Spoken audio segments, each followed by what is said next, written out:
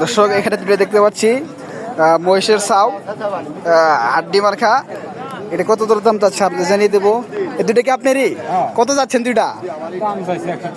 130। দর্শক দুইটা তার 130 তার চা দাম। দুইটা কি পারা না পারি চাচা?